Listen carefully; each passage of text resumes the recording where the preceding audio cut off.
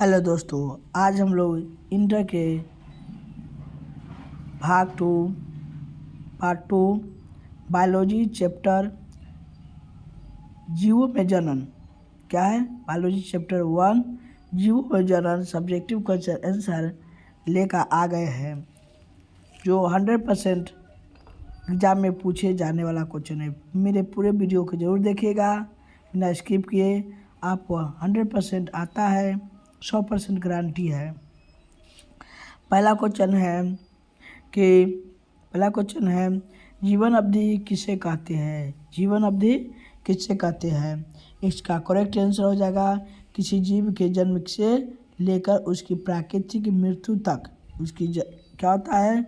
जीवन अवधि क्या है, तो जो होता है किसी जीव, कोई भी जीव हो, उसकी जन्म जब लेता है उसकी प्राकृतिक मृत्यु तक, माने जो प्राकृतिक तरीका से मृत्यु तक होती है, प्राकृतिक मृत्यु तक के जो समय होता है उस जीव की जीवन अवधि कहलाता है।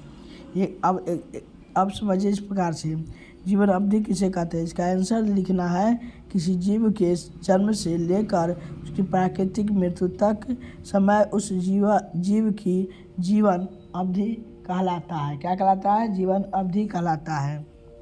समझ गए होंगे। नेक्स्ट क्वेश्चन है कि भारतीय बरगद के पेड़ का उम्र क्या होता है। जो भारत में जो बरगद का पेड़ जो पाया जाता है उसका उम्र क्या होता है भारत के। तो याद रखिए, जो भारत में जो बरगद का पेड़ होता है उसका उम्र लगभग 200 वर्ष होता है, यानी 200 वर्ष तक वह जीवित रह सकते हैं। ठीक है, तो याद रखिएगा जब एग्जाम में आएगा कि भारतीय बरगद के पेड़ का उम्र क्या होता है तो 200 वर्ष लिखिएगा। कितना लिखिएगा? 200 वर्ष। अगला नेक्स्ट क्वेश्चन है तितली का उम्र क्या होता है। पूछ रहा है कि तितली का उम्र क्या होता है। तो याद रखिएगा जो तितली का उम्र जो होता है वो अब सिर्फ 1 से 2 सप्ताह ही होता है, मतलब 15 दिन। कितने दिन? अधिकतर 15 दिन तक ही वो अपना जीवन काल व्यतीत कर सकता है। सब कुछ 15 दिन के ही अंदर उसका कार्य हो जाता है।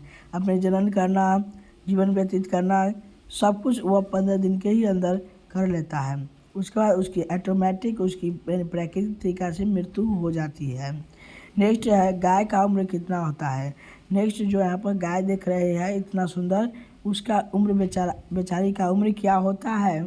तो आपको मालूम होगा कि गाय का उम्र ज़्यादा दिन नहीं होता है। वह कितना होता है, तो गाय का जो उम्र होता है सिर्फ 26 वर्ष ही होता है। यूँ कह सकते हैं कि यह 24 से 26 वर्ष ही रहता है। ठीक है। नेक्स्ट क्वेश्चन है मानव का औसत उम्र कितना होता है। जो मानव होता है उसका औसत उम्र कितना होता है। तो यार कि औसत पूछ रहा है तो औसत में जब पूछेगा तो 60 साल बताइए। 60 वर्ष कितना होता है औसत उम्र? 60। अगर ऐसे पूछे कि मानव का उम्र क्या होता है तो कहना 60 और 100 के बीच होती है और औसत में 60 वर्ष होता है। नेक्स्ट अगला, तोता का उम्र कितना होता है। तो तोता का उम्र जो होता है 140 वर्ष होता है। कितना होता है? 140 वर्ष होता है। अगर यह वीडियो आपको अच्छा लगा हो तो मेरे वीडियो को शेयर, कमेंट और लाइक ज़रूर कर दीजिएगा और कमेंट कीजिएगा और सब्सक्राइब कर लीजिएगा, ताकि सबसे पहले हर विषय का क्वेश्चन आप तक वीडियो सहित आंसर भी मिलते रहेगा, ताकि आप परीक्षा में एग्ज़ाम में अच्छी तरह से लिख पाइएगा, जो 450 के पार आएगा 100%। मेरे वीडियो देखिएगा 450 पार निश्चित ऐसे आएगा। ठीक है। नेक्स्ट अगला, पीपल का वृक्ष जो होता है उसका उम्र कितना होता है। एक पीपल जो होता है वह पीपल का जो पेड़ होता है उसका उम्र कितना होता है। तो याद रखिएगा जो पीपल का पेड़ होता है उनका उम्र 2000 से लेकर 4000 वर्ष तक होती है। सबसे ज़्यादा उम्र होता है पीपल का उम्र, वह 2000 से लेकर 4000 वर्ष तक उसकी उम्र होता है। और उससे भी सबसे ज़्यादा जो होता है वह सिकोया का होता है। इस सिकोया नाम का जो वृक्ष है उसका सबसे ज़्यादा उम्र होता है, वह 3000 से लेकर 4000 तक होती है। और पीपल का 2000 से लेकर 4000 तक, कितने? 2000 से लेकर 4000। ठीक है, 2000 से लेकर 4000 तक होती है। नेक्स्ट है केला का उम्र कितना होता है? जी हाँ, आप जरूर यही सुने, केला का उम्र। आप कहिएगा नहीं 3 महीना 4 महीना, वो नहीं, 4 महीना 3 महीना में केला पक पक के फर के पक जाता है और वह गिर जाता है, नहीं, वो नहीं होता है। वह तो उसका जीवन अवधि जो होता है 25 वर्ष होती है। कितना होती है? 25 वर्ष। एक केला के पूरे एक जड़ सहित की बात कर रहा है। वह अगर कुछ नहीं किया जाएगा तो वह केला 25 वर्ष तक उसको वो अपने से खुद से ही नष्ट कर लेंगे, है ना। नहीं तो उससे पहले वह एक कटेगा, दूसरा फिर आ जाएगा, एक कटेगा दूसरा आ जाएगा, तो उसका केला का उम्र हो जाता है, वह 25 वर्ष होता है। नेक्स्ट, प्रजनन प्रजनन किसे कहते हैं? क्या कह रहा है कि प्रजनन किसे कहते हैं? तो याद रखिएगा, प्रजनन पूछ रहा है।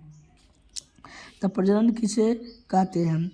तो प्रजनन एक जैविक क्रिया होती है। प्रजनन क्या होता है? एक जैविक क्रिया होती है, और प्रजनन जीवों में पाए जाने वाले वह क्षमता है जिससे वे अपने ही जैसे, अपने ही समान नए जीवों का यानी नए संतानों का जन्म देना ही प्रजनन कहलाता है। क्या कहलाता है? प्रजनन कहलाता है।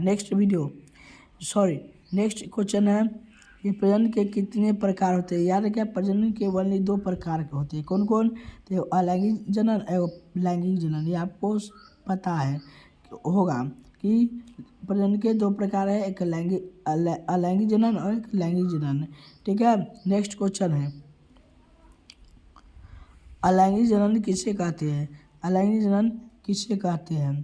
तो याद रखिएगा, प्रजनन की वह विधि जिसमें क्या होता है, 2 जीव अथवा 2 जनक कोशिका, क्या होता है, 2 कोशिका या 2 जीव जो होते हैं, संयोग या मिलन नहीं होता है। बिना संयोग या बिना मिलन के, बिना सेक्स के ही नए संतानों का उत्पन्न करता है, यानी अपने जैसे ही संतानों को क्या करता है, उत्पन्न करता है, यानी उसे क्या कहते हैं, लैंगिक जनन करते हैं। क्या कहते हैं? लैंगिक जनन, अलैंगिक जनन कहते हैं। क्या कहते हैं? अलैंगिक जनन कहा जाता है। ठीक है। नेक्स्ट क्वेश्चन है, जैसे अमीबा में, जैसे क्या होता है, अमीबा में अलैंगिक जनन की प्रक्रिया होता है। ठीक है। नेक्स्ट